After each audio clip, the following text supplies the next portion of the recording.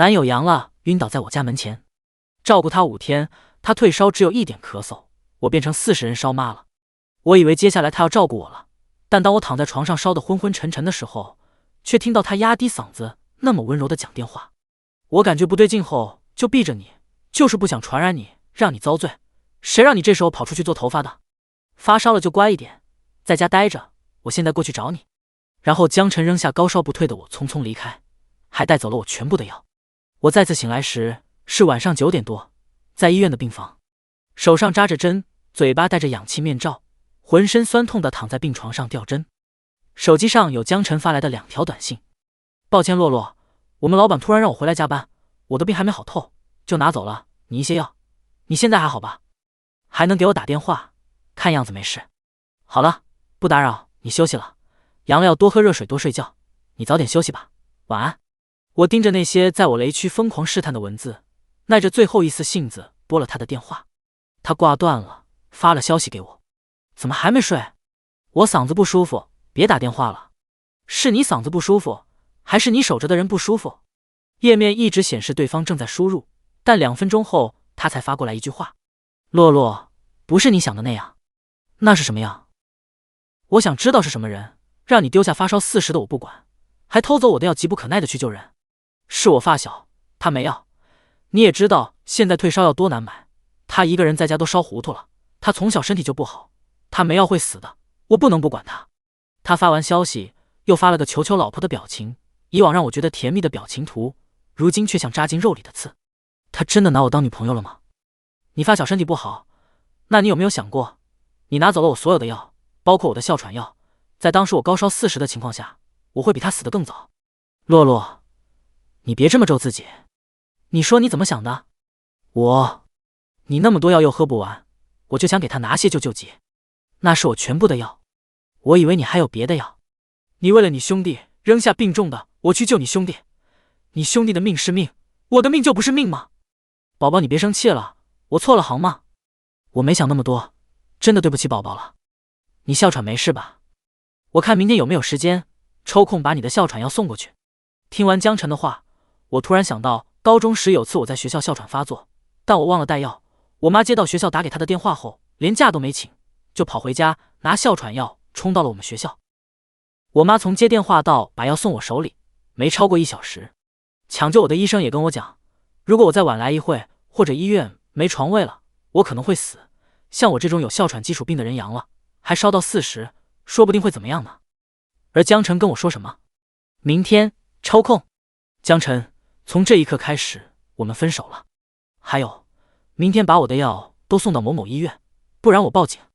江晨在那边输入什么？我没等他把消息发过来，就把他删了。他跟着打来电话，我正在气头上，直接挂断关机。身上难受的要命，头也疼得厉害，可我被江晨气得却睡不着。我跟江晨是工作中认识的，我们2家公司合作的对接人是我和他，正巧我们又是同县，在魔都碰上个同乡属实难得，更何况是同县。合作完成后，他追了我8个月。他人长得帅气，性格又莽又直，对我也很好，加上我们是同县，我就答应了。在一起4个月，虽然我们没同居，因为 eChim 也很少见面，但我们一直很甜蜜。我没想过他会做出为了兄弟扔下我不管，还拿走我要的事。第2天开机时，有很多条来自江晨的未接来电和短信。微信上江晨一直给我发好友申请，他一直跟我道歉说他错了，一直求复合，短信的内容也是一直解释他的无心之举。我看着心烦，只发短信问他什么时候把药箱送来。跟着医生来查房，问我情况，说给我开了哮喘的药等，会让护士拿给我。想到哮喘药基本不能报销，还比较贵，况且我的药箱里还有好几支我妈特意托关系帮我买的进口喷剂，一支300多那种，所以我跟医生说我有喷剂，让医生把喷剂去掉。但我刚和医生讲完，手机就震了下，江晨发来短信：洛洛，要不你先买点药吧，我发小今天咳嗽了，我看着你药箱里有治支气管炎的喷剂，就给他用了，这几支还不知道够不够呢。他症状挺多的，今天烧到38.9了，头烫的要命，还胸闷气短。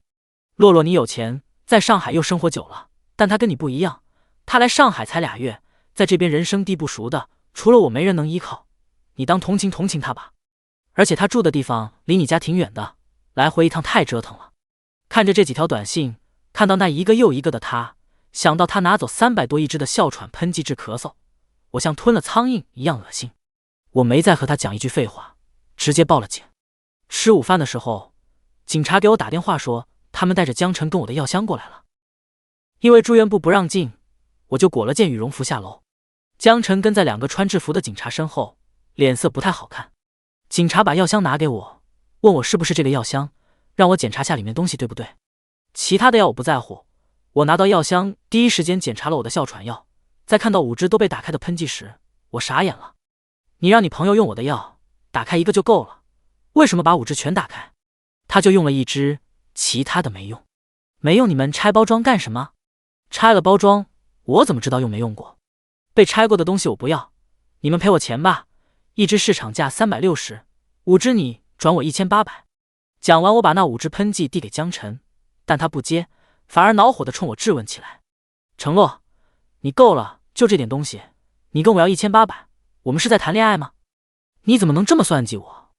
我放下手里的哮喘药，用手机给他搜了某宝上的价格，然后拿出了收款码。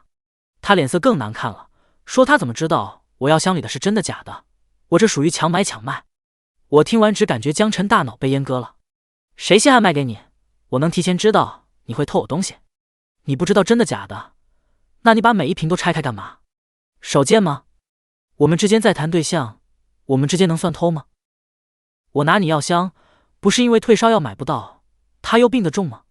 江晨深吸一口气过来拉我的手，他耐着性子，像以前惹我生气的时候一样哄我。我知道你因为我拿你药箱生气，但也不至于报警吧？在外人面前闹得多难看，你和人家解释下，这事就算了，我们别闹了。你知道他们给我打电话的时候我多生气吗？我甩开他的手，听不下去了。你能赶紧付钱吗？下面这么冷，我还病着，你心疼你兄弟不心疼我，但我心疼自己呢。江晨碍于警察在场，到底铁青着脸把钱付了。然后警察问我们这是要公料还是私料。江晨听完看我的眼神又变得期待起来。我抿了抿干裂的嘴唇，问他，我这次住院自费应该要1-2千，这个钱你出不出？他听我问这话，很开心地看着我。洛洛，你不跟我分手了？分？你都要和我分手了，这个钱凭什么让我出？你当我是冤大头吗？到底谁是冤大头？要不是你把病毒传给我，要不是你偷走我的药，我现在至于在医院吗？现在90%的人都感染了，谁能保证你是被我传染的？我倒吸一口气，点了点头。行呗，我要公了。你确定要公了吗？公了的话，你男朋友会被刑拘罚款的。他偷东西时就该想到后果。另外，小哥哥，你刚说错了，前男友不是男朋友了。警察点了点头，让江晨跟他们走。但江晨没动，他恶狠狠地瞪着我。承诺，药箱我都还你了，药我也出钱了，你还要公了？你有把我当成你男朋友？你有真正喜欢过我吗？我没理他，但2位警察严肃了起来。你这什么态度？你怕受罚，怎么偷人家药箱，扔下人家不管的时候，你没想过后果吗？老实跟我们走。警察的话让江晨像哑巴吃黄连，怨恨地瞪了我一眼，才不甘心地跟着警察离开。这一天我和江晨不欢而散，但事情却远远没结束。当晚，一个昵称隔壁老王带蓝色小人的人通过微信号搜索不断添加我好友，一条备注：你神经病是不是？为几片破药害江晨被刑拘，真尼玛不要闭脸。一条备注：劳资吃你的药是看得起你，你当劳资稀罕，脑子被狗啃的玩意。一条备注：你他妈干什么呢？有本事通过我微信。其他申请也都是狗叫，我懒得看，但他的昵称下面朋友圈图片引起了我的注意。出于那么一星半点的好奇，我点开了他的朋友圈。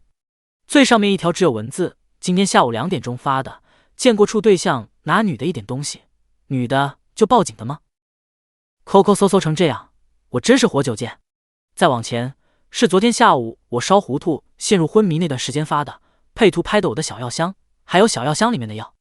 我不会认错，因为那个小药箱是我来上海工作前我妈亲手给我准备的，透明的药箱上面还有我妈用黑色记号笔写的不许生病。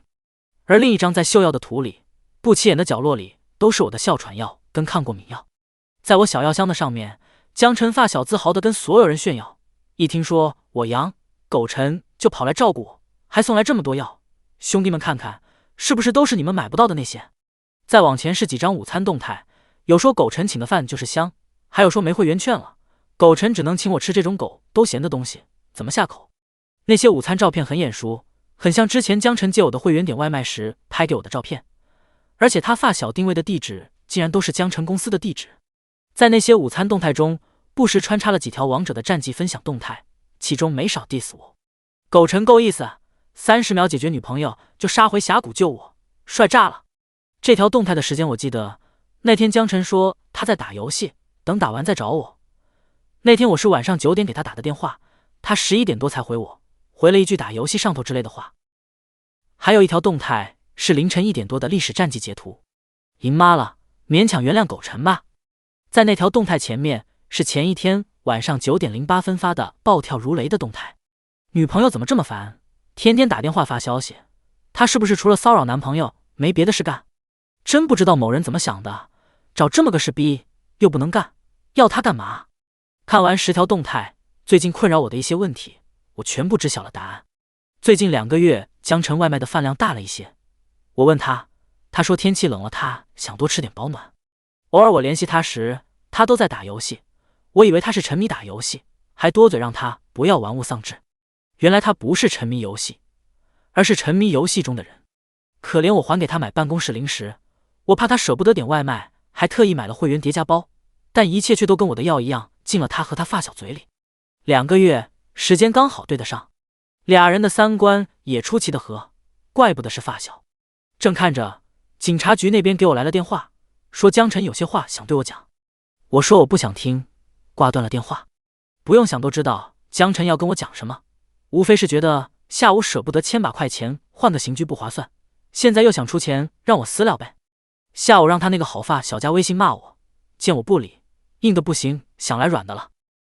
但我不觉得我这时候同意他私了他会不记恨我，人我已经得罪了，之前也给过机会，可他完全不认为自己有错，如今他们求和解，不过是没退路了。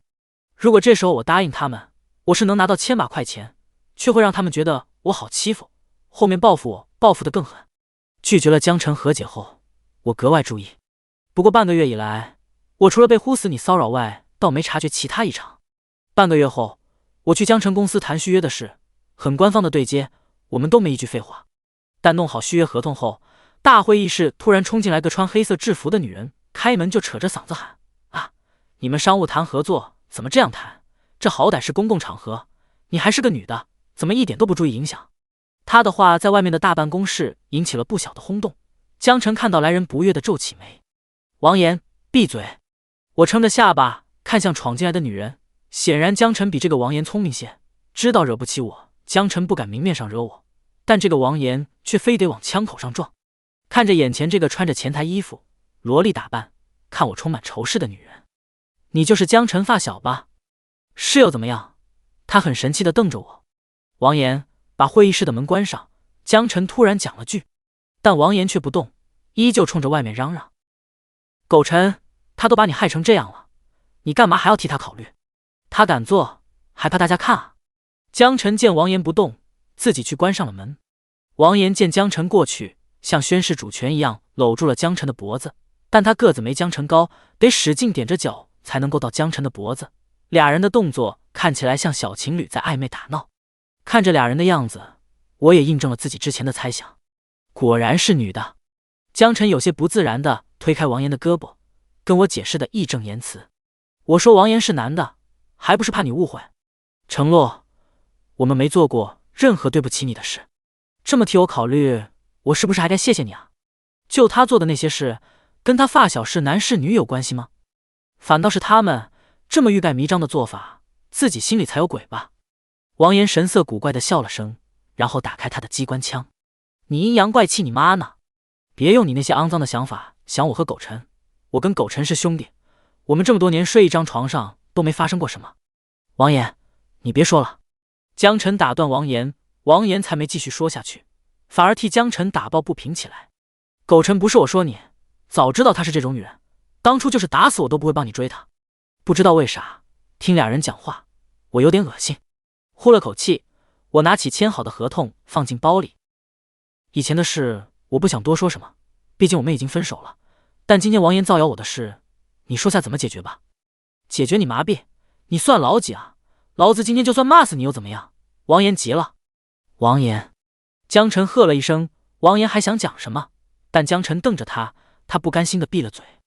我等下就去提交离职申请，这样你满意了吗？他这样说让我有些意外，毕竟他现在是这家公司的商务经理，收入不低，而且这2年因为EChin经济不好，并不好跳槽，他这属于裸辞。我只是想让王岩出去替我解释下，我没打算让你离职。程洛，收起你那副嘴脸吧，你攥着我刑拘的事，你会轻易放过我吗？我离职远离你的视线，不正中你下怀吗？我们在一起一场，我被你害得刑拘，被你害得连工作都丢了。程洛，现在我这么惨，你满意了吗？江晨自顾自地讲着，言辞之间尽是谴责。自己是什么样的人，才会怎么想别人？我扔下一句话，离开了会议室。但临时有点内急，就去了江晨他们公司厕所，谁知在那里又碰上王岩。他看到我，故意走过来对我耳语道：“其实你那几瓶哮喘药是我拆的。”我就说了句我嗓子不舒服，看说明书那个能止咳。江晨连怪都没怪我，还心疼我心疼的不行。你是江晨女朋友又怎么样？你拿什么跟我比？但是好可惜，你怎么没死呢？还敢把我们家江晨害这么惨，姓程的，我不会放过你的。我心里一惊，回过神时，王岩已经离开了。王岩那句话让我接连1周没睡好觉，因为那1周里江晨尾随了我3次，3次都凶神恶煞，想要我命的模样。不过3次都被我报警，警察对他一番威吓，后来江晨就没再出现。但我没事。1周后，我妈却在老家出事了。我赶回老家时，2个陌生男人坐在我家沙发上，正跟我妈聊天。不瞒2位说，我这辈子最大的愿望就是希望我女儿好好的，但我女儿程洛遗传了她爸的哮喘病，病发的时候没哮喘药说没就没了。所以工作这么多年，我一直如履薄冰，不敢犯错，就怕进去了没人照顾我女儿。2位都为人父母了，想来你们应该理解我，孩子不管交给谁照顾，都没自己照顾最放心。我已经过完54岁生日，马上要退休了，我现在就想着退休了去程洛工作的地方照顾他。你们不知道他不回我消息时我有多担心他。而且我们家虽然不是大富大贵，但我们也不缺钱，为了10万块把自己送进去，我没那么蠢。我在后面听着我妈的话，突然想起当初我刚毕业坚持到上海发展时，我妈跟我讲的话：程洛，你一个女孩子家家的跑到离妈妈那么远的地方工作，你要出点什么事，你让我怎么办？但从小我妈管我管得很严，我有点叛逆，加上那会儿年轻，就想出去闯一闯，我就那么毅然决然地去了上海。吸了吸发酸的鼻子，我喊了声妈。我妈听到我的声音回过头来，然后给我介绍那2位男人的身份。你回来了？哦，这2位是反腐的调查员，他们找妈聊点事情。2位调查员看到我说他们要了解的情况已经了解的差不多了，就离开了。调查员离开后，我紧紧地盯着我妈。哎，你别这样看着我，没什么事，调查员是我找来的，你跟我说有人给你转钱后，我就申请调查员介入调查了。放心，你妈最谨慎惜命了，没人能把你妈送进去。我看的是这里。我抓住她，把她刻意放下来的刘海拨开，露出藏在刘海下面的淤青。这怎么回事啊？她绷了绷脸，拨开我的手，又用刘海把淤青给藏了起来。没啥事，就昨天上班的时候碰上群众闹事，我被波及，不小心撞了下头。昨天不小心被波及，昨天有人给我某宝赚了10万，这让我心中突然出现个阴谋论。我连忙翻出江晨的照片给我妈指认，问他撞他的人是不是江晨。我妈摇了摇头说不是。我又问我妈是不是一个20多岁的年轻女孩，我妈才说是。当时那个女孩撞了她，还把那女孩吓坏了，她当时没什么事，就没和那女孩计较。什么吓一跳，说不定是看到没撞死你，觉得意外，不知道怎么收场罢了。可能是因为江晨和王岩对我做过的事，说过的话，我下意识地认定打我妈的人和他们有关。而想到他们的居心，我只觉得毛骨悚然。趁乱将我妈打晕，跟着举报我妈受贿，我妈昏迷不醒，无法自证清白，对方就趁机盖棺定论，给她定罪。这一环一环的，心思未免太过歹毒。你认识那个女孩？我妈疑惑地看着我。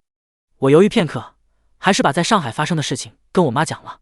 妈，我现在有点后悔报警了，我之前是不是就不该跟他们计较，大事化小，小事化了才对？我们国家设立这些执法机关，难道是为了让大家忍气吞声的吗？有错的是害你的人，你没错，何况凭什么不计较？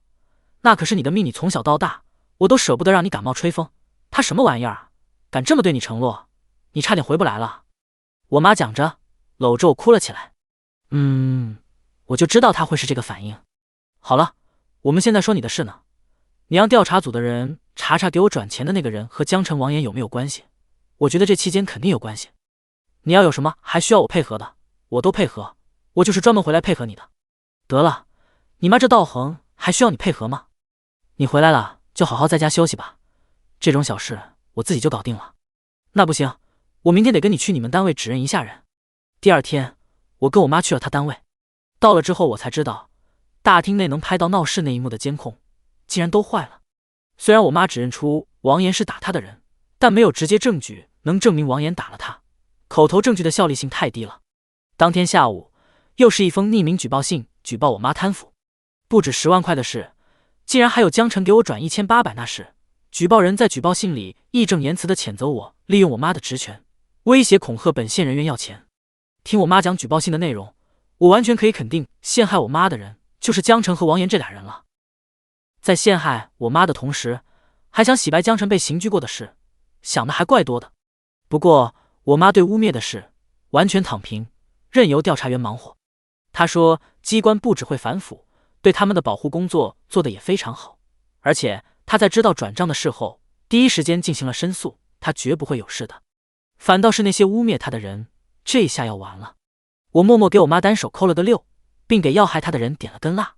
惹谁不好，非要惹我妈。调查员调查一番后，整个事件就水落石出了。原来转钱的人是王岩的舅舅，王岩的舅舅是个大地产商，他想拿县里的地，但上头不批，他苦恼的不行。后来王岩不知道怎么听说了这事，跑过来跟他说他有办法。王岩给他看了江晨和我在一起时拍的亲密照片，说我和江晨是男女朋友，江晨跟他是发小，就凭这层关系，批地的事我妈能帮他搞定，但他得给我支付宝转10万块。王岩的舅舅听了王岩的话，并没有第一时间行动，而是先调查了我妈跟我，然后发现批地的事压根不归我妈管，他就问王岩，他推荐的人压根不管批地，怎么帮他搞定？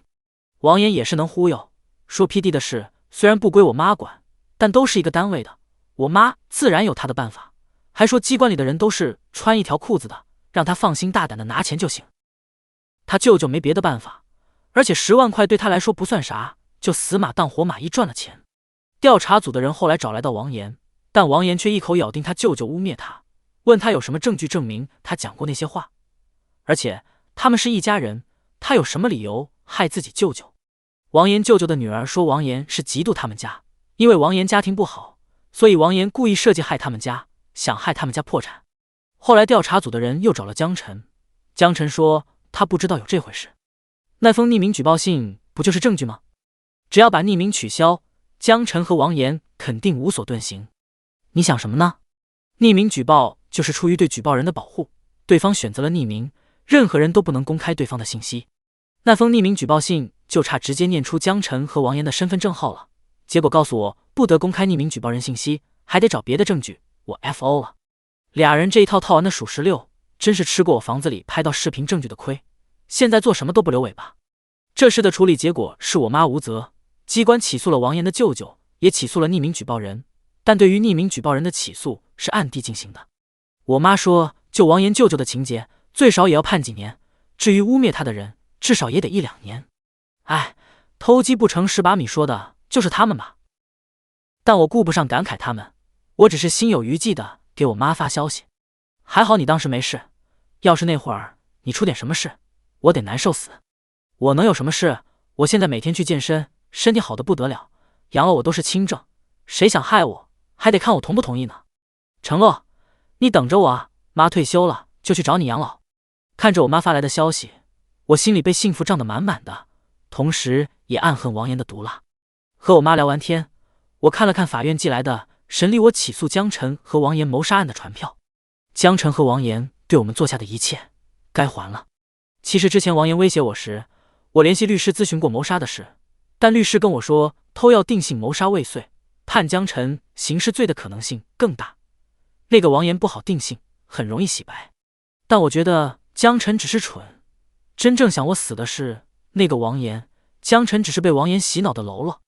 如果打贼只打喽啰，打不到主谋，还不如不打。所以我一直找王岩主谋的证据，但监控被毁了，王岩做的近乎滴水不漏。只是天网恢恢，拜现在民众碰到事就喜欢拍短视频的风气所助。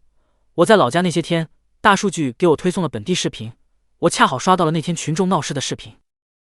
我灵机一动，立即搜我们县群众闹事事件，然后私信了所有拍到这件事的人，花钱买他们手里有关这件事的所有视频。终于功夫不负有心人，我在其中2条视频里找到了王岩打我妈的画面，但那些画面看得我心惊肉跳。当时王岩竟然是拿着扳手对着我妈的头敲过去的，还好我妈被其他人拱到一边，才躲开他的致命攻击，只是碰到了头。后来王岩藏起扳手，再次冲到我妈面前，他还没拿出扳手，就被我妈攥住了胳膊。就像我妈说的，他常年健身，摁住个瘦弱的王岩完全不在话下。我妈也是虎，当时摁着王岩，还给王岩劈头盖脸一顿教育，压根没发现王岩藏在包里的扳手。但那些画面却让我后怕，让我回到上海1个月还频频午夜惊醒，醒来就给我妈打电话问她有没有事，到后来把我妈都打烦了，她生气地问我：程洛，你就是不想让我睡好觉？你想让我在更年期多长几条皱纹是不是？每每听着我妈气正腔圆的声音，我暗自松一口气，挺好，活的。但同时我也下定决心，一定要尽快摁死江晨和王岩，我绝不会再给他们任何喘息报复的机会。而今审理的时间终于要到了，我准备的证据非常充分。微信里我告诉江晨，我有哮喘病的聊天记录通过第三方工具恢复的。江晨趁我昏迷偷走我药箱的视频，我截图的王岩朋友圈秀我哮喘药的图片。我催促江晨给我送哮喘药，他却拒不送还，还拆了我所有哮喘药的警方档案。我和江晨分手后，江晨多次尾随威胁我的报警记录。王岩拿扳手想砸死我妈的视频，王岩教唆他舅舅对我妈行贿，然后污蔑我妈受贿的人证，也就是王岩的舅舅。我起诉江晨和王岩，我知晓我有哮喘病的前提下，故意偷走我的哮喘药，险些害我丧命，后又几次三番心思歹毒地迫害我和我的家人。因为准备充分，审理过程也简单直接，王岩和江晨终于被送进去了。而且他们污蔑我妈的事，虽说法院不会公开审理，但判刑是真判，叠加上那个的量刑，啧。因为江晨请的律师替他辩护被教唆，没有作案动机，而且后来王岩做的一切他都没有参与过，还把所有的责任推给王岩，但没成功。这时候江晨和王岩之间也不再是你侬我侬的俩兄弟了，反而像互相捅刀子的仇人。判处结果下来后，江晨对结果很不满意。王岩，我和洛洛本来好好的，你非要挑拨离间我们，我被你害死了。但王岩很沉默，没有任何回应。江晨转而定定地看着我，眼眶很红。洛洛，分手后我去找你是因为想见你，不是为了报复你，我这样说你信吗？看着江晨此刻深情款款的模样，想到之前他掐着我的脖子跟我讲要让我每天晚上做噩梦的模样，我无法把2个人联系起来，就挺割裂的。一直很沉默的王岩突然开口讲了句：江晨，你真不是个男人。讲完，王岩抬头瞥了我一眼，然后跟狱警走了。江晨还在喋喋不休地哀求我，我没心思听，直接离开了。回去的路上，我忍不住想起王岩的身世。其实在筹备起诉江晨和王岩的证据时，我对王岩的身世也有了一定了解，就像之前江晨道德绑架我时讲的，王岩挺惨的。他12岁时母亲去世，他爸不到1年就又娶了老婆。但王岩的继母是带着个儿子嫁给王岩他爸的，那个儿子比王岩大2岁，心里好像还有点扭曲。后来据说王岩被欺负了，就拿了把刀把继母的儿子弄残了，这是把他爸和他继母气得半死。但王岩他爸为了留住老婆，就把王岩丢进了少管所。王岩在少管所待了半年，出来后和家里的关系闹得非常僵，他爸压根不让他回家，也不给他钱让他读书，亲戚邻居也嫌弃他进过少管所，都排斥他，除了比他大1岁的江晨。后来王岩初中都没读完就辍学了，然后整天在社会上混，成了个女混混。江晨因为高中就读的封闭式学校，王岩就经常去探望他。每次去探望，江晨还带东西，所以江晨和王岩俩人关系一直不错。江晨读大学时，王岩还去他读大学的城市待了4年。江晨读书，王岩就在江晨学校附近找个活赚钱。再后来，江晨大学毕业去了上海，王岩跟着去了，但找不到工作，就去读了2年成人教育。而江晨就是在那2年追的我。王岩拿到毕业证后，就去了江晨所在的公司当前台。再之后就是我知道的那2个月的事了。我不知道该怎么评价王岩，他的遭遇的确很惨，恋爱脑满级，但脑子其实也不错。如果当初我没遇见江晨，或许一切都不会发生了。不过我还是对他生不出一点同情，尤其在想到他拿着扳手准备敲我妈的头时。王岩于我而言，更像一把悬在我头顶的刀，时时刻刻让我不得安宁。如今这把刀终于被打掉了，吐了口闷气，我给我妈打电话，问她需要买什么东西。接下来我终于可以好好准备，我妈退休来我这边养老，我们母女俩2人世界的事了。